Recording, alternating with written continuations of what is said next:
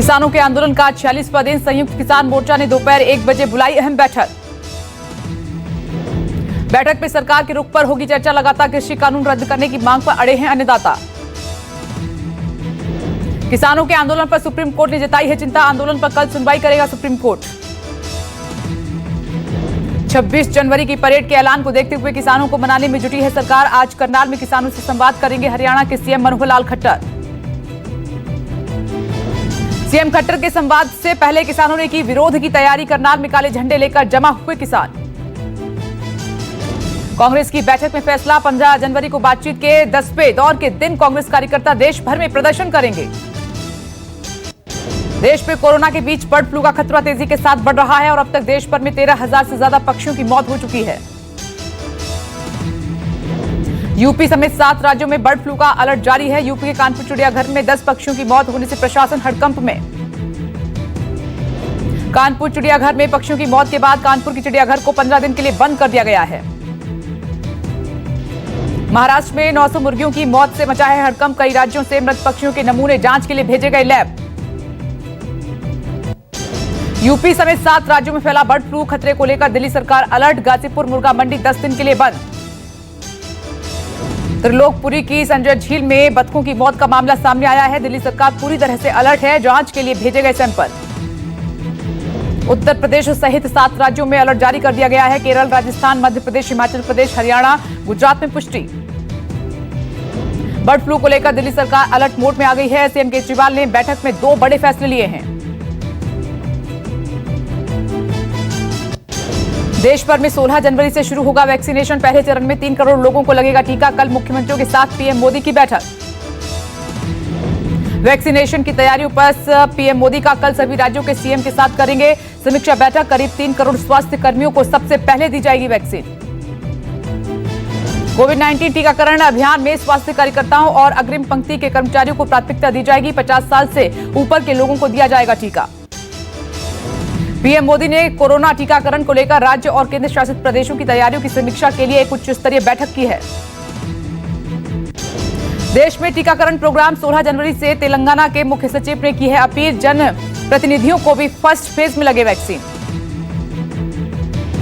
Brazil के राष्ट्रपति ने पीएम मोदी से लगाई एक गुहार। कहा कि कोरोना वैक्सीन की 20 लाख डोज करें सप्लाई। ब्राजील में कोरोना से अब तक 2 लाख मौतें। यूपी के मेरठ में 4 और महिलाओं में कोरोना के नए स्ट्रेन की पुष्टि हुई है। मरीजों की संख्या बढ़कर 9 हुई। देश में अब तक कुल 91 मामले हुए। मेरठ में सबसे पहले यूके से लौटी 2 साल की बच्ची में कोरोना के नए स्ट्रेन की हुई थी पुष्टि और केस आने के बाद इलाके को किया गया सील। देश में 24 घंटे में 18,645 नए मरीज मिले हैं। एक दिन में 201 लोगों की मौत हुई है। देश में कुल मरीजों का आंकड़ा बढ़कर 1,04,50,000 से ज्यादा हुआ है। लगातार कम हो रहे हैं एक्टिव मरीज। देश में अब तक 2,23,000 लोगों का इलाज चल रहा है और रिकवरी रेट 96% के पार।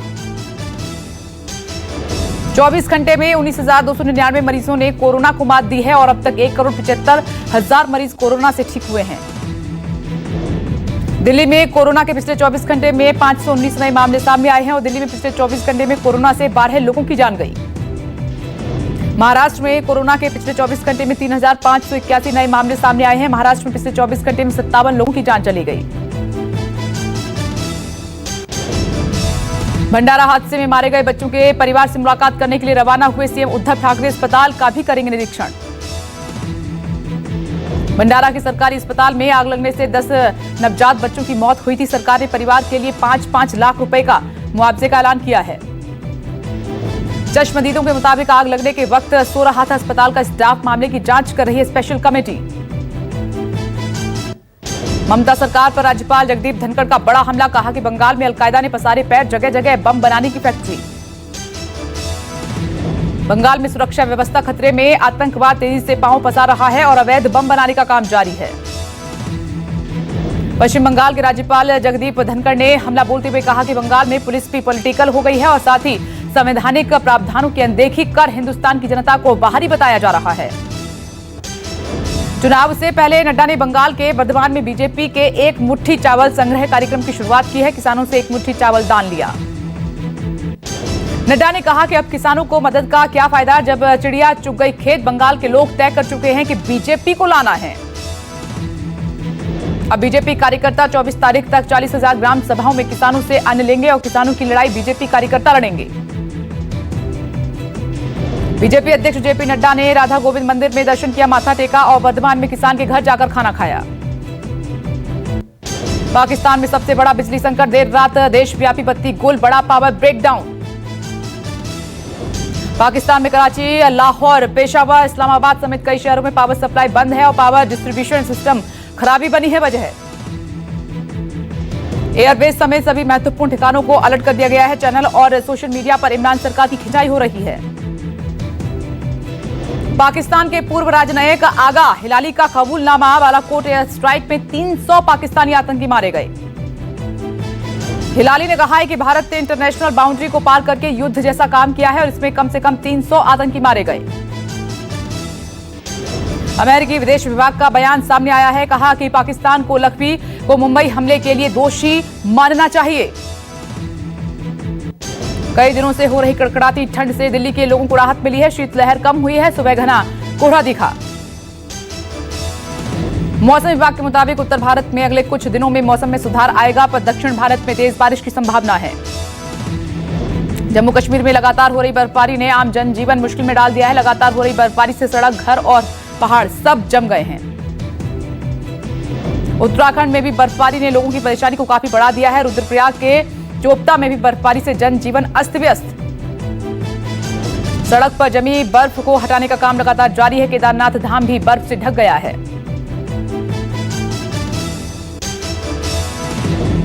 राजस्थान के सीकर में बारिश के बाद शीतलहर चल रही है और बीती रात बारिश के साथ ओले गिरे, जिससे कि फसलों को नुकसान पहुंचा है।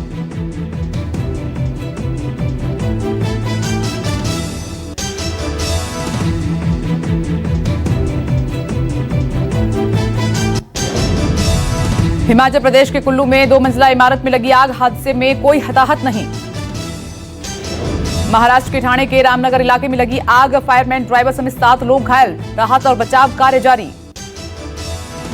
आग लगते ही घटनास्थल पर मची अफरा तफरी, लोग इधर उधर भागते हुए नजर आए। कड़ी मशक्कत के बाद आग पर काबू पाया गया। हिमाचल के करेरी में 4.2 तीव्रता के भूकंप के झटके, भूकंप की वजह से जान माल के नुकसान की कोई खबर नहीं। चंबा, कांगड़ा, लाहौल स्पीति और मनाली में भूकंप के झटके महसूस किए गए। दहशत के चलते लोग घरों से बाहर निकले। यूपी के वाराणसी के भेलूपुर थाना इलाके में 2 नकाबपोश बदमाशों ने युवक को सिर में मारी गोली, गोली लगने से युवक की मौत। बदमाशों ने मोटरसाइकिल ओवरटेक कर रोका और बातचीत के बाद गोली मारकर फरार हो गए। एमपी के छिंदवाड़ा में जन्मदिन के दौरान पिस्टल लहराते हुए फायर करना एक युवक को काफी महंगा पड़ा। वीडियो सोशल मीडिया में वायरल होने पर पुलिस ने आरोपी युवक और उसके साथियों को गिरफ्तार कर जेल भेजा। यूपी के हाथरस में थाना दिवस के दौरान थाने के अंदर बसपा कार्यकर्ता और वकीलों में मारपीट हुई है। मारपीट का लाइव वीडियो हुआ वायरल।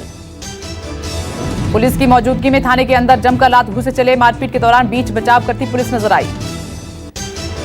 यूपी के प्रतापगढ़ में सराफा व्यवसायी भाइयों को बेखौफ लुटेरों ने मारी गोली, एक की मौके पर ही मौत, दूसरे की हालत गंभीर।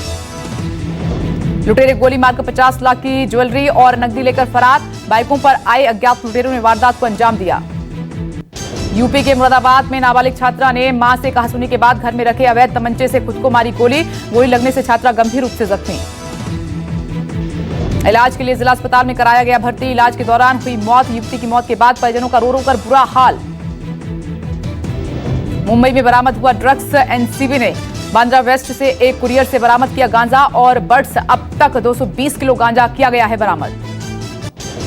सिडनी में मोहम्मद सिराज से फिर हुई है बदतमीजी। कमेंट करने वाले दर्शकों को किया गया स्टेडियम से बाहर। 15 मिनट तक रुका रहा खेल।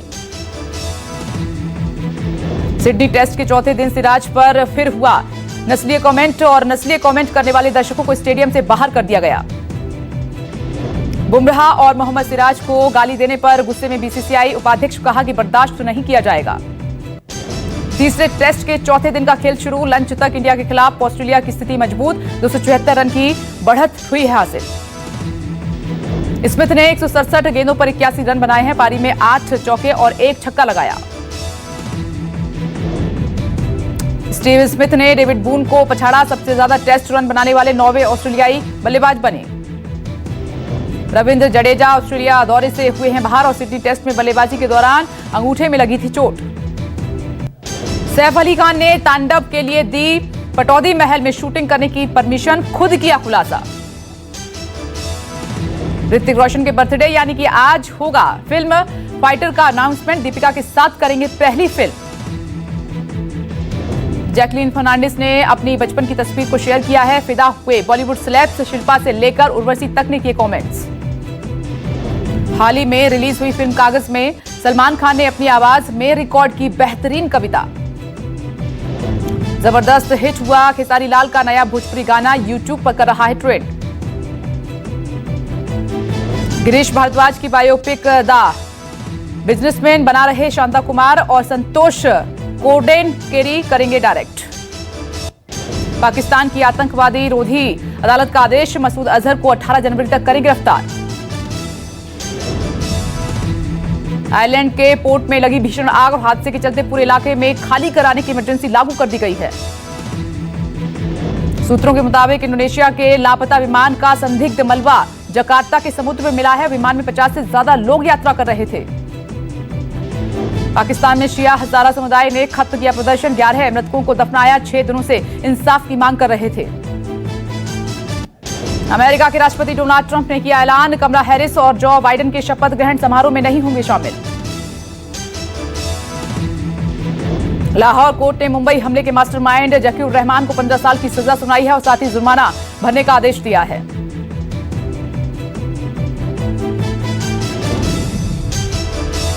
ईरान ने शीर्ष नेता आयतुल्ला अली खामनेई ने अमेरिका ब्रिटेन की कोरोना वैक्सीन के आने पर रोक लगाई।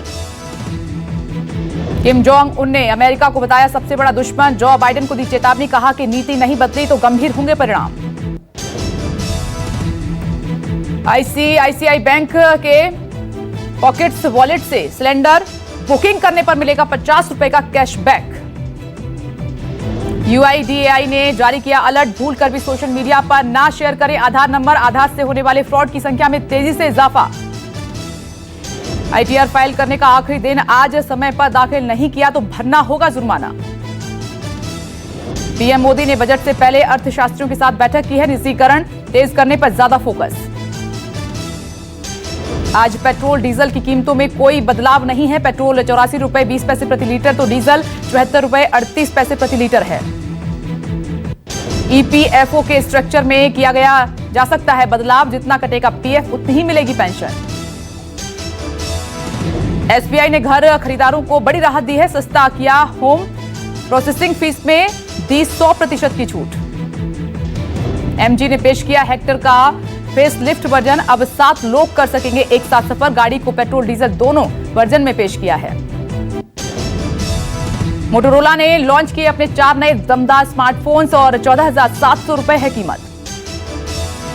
भारत में गूगल प्ले स्टोर पर नंबर 1 फ्री ऐप बना सिग्नल। व्हाट्सएप ने अपनी प्राइवेसी पॉलिसी को अपडेट किया है। व्हाट्सएप ने सफाई दी है, नई पॉलिसी अपडेट से फेसबुक के साथ डेटा शेयरिंग प्रैक्टिस में नहीं होगा कोई बदलाव।